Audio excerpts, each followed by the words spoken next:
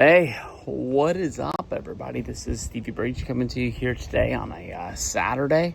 Went out today, went to the card show, came home to kind of like recharge the batteries before heading over to SmackDown. Was cruising around and I ended up watching that Briscoe brothers doc that's on AEW's. I think they made it with the Athletic Tribune.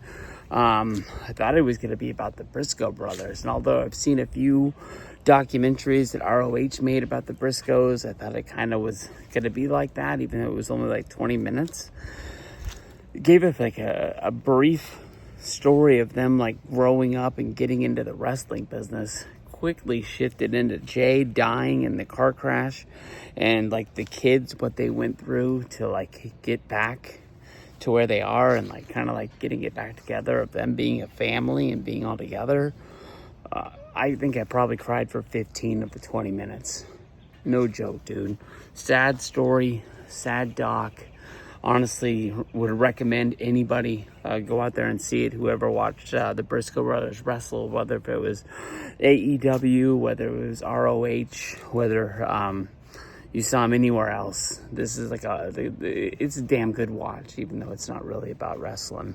But we're gonna have a street fight at SummerSlam. Main event. They've signed the deal of the SmackDown.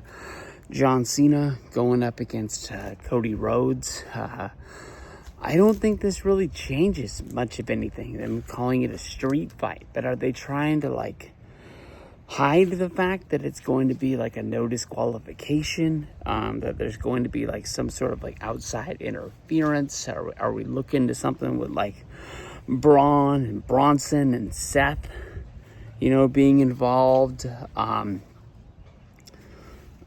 don't know. Is it going to turn into a WrestleMania 40 affair? Much like, I think it was the end of Night of Champions, the Punk match, where everybody came running out. Penta got involved. Sami Zayn was out there. I mean, is that kind of what they're doing? I don't think so. But I'm falling for what everybody else is doing. Shortly before the contract signing on SmackDown, when Cody Rhodes came out, he posted a picture of him wearing a watch. People are saying that's the same watch that The Rock was wearing the last time that we saw him in WWE. Then like we see him wearing these glasses that are a lot like the glasses that The Rock was wearing the night that he showed up on Raw. I believe it was the debut episode of Raw where like The Rock magically became a babyface. I think he even wore him when he showed up on NXT the next night. But are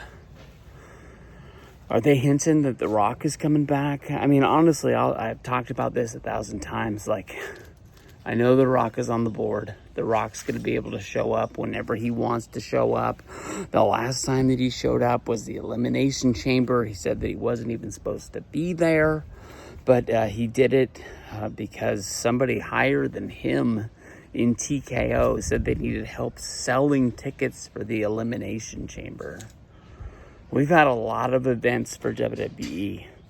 And they're selling a lot of tickets. They're charging a lot of money. There's been other shows that haven't been sellouts.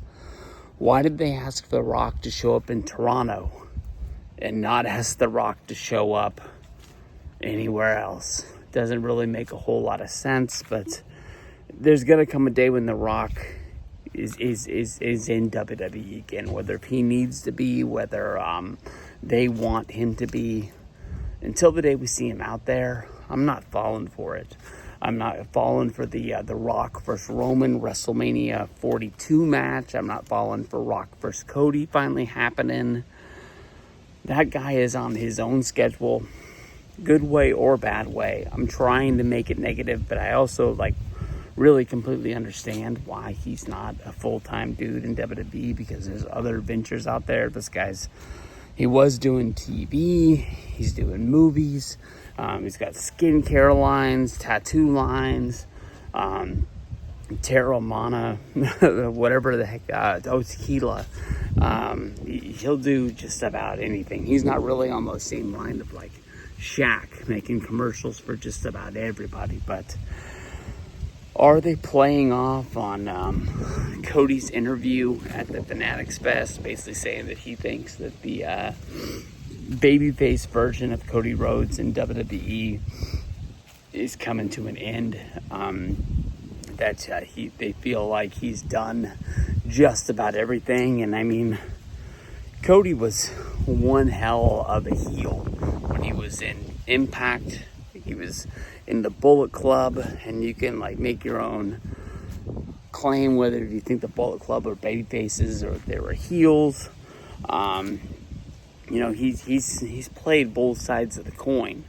When he was in WWE playing a heel, he wasn't really turned up the same way, and he really wasn't pushed the same way. So you can't say that Cody doesn't work in WWE as a heel because of what he did in the past when he was wearing like the dashing face guard kind of deal.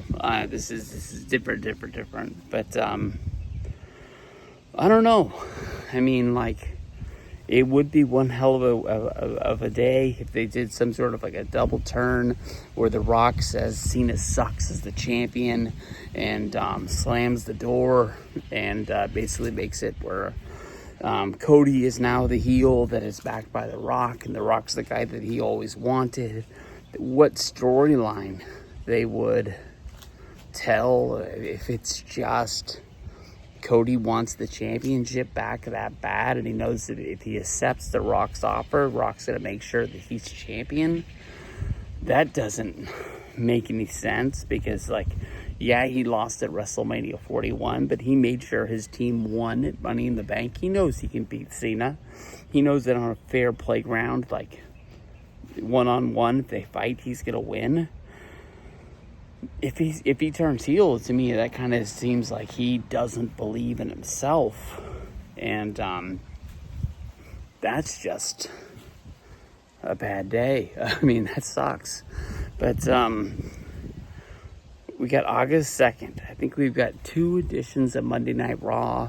On SmackDown, we got 2 more matches. 2 that we knew of. I guessed them in my live stream that I did on Tuesday, talking about SummerSlam. I guessed it was going to be Charlotte and I almost called her Alicia Fox. Alexa Bliss going up against the Judgment Day for the titles. It's just going to be one-on-one this time, unlike at Evolution where they did the 4-way. And then Solo Sikoa and Jacob Fatu for the United States title. This time, steel cage. Hopefully keeping out My Family Tree, the MFTs. But you never know. I've seen some steel cage matches where it's just basically all the heels get in there. They beat the hell out of the babyface.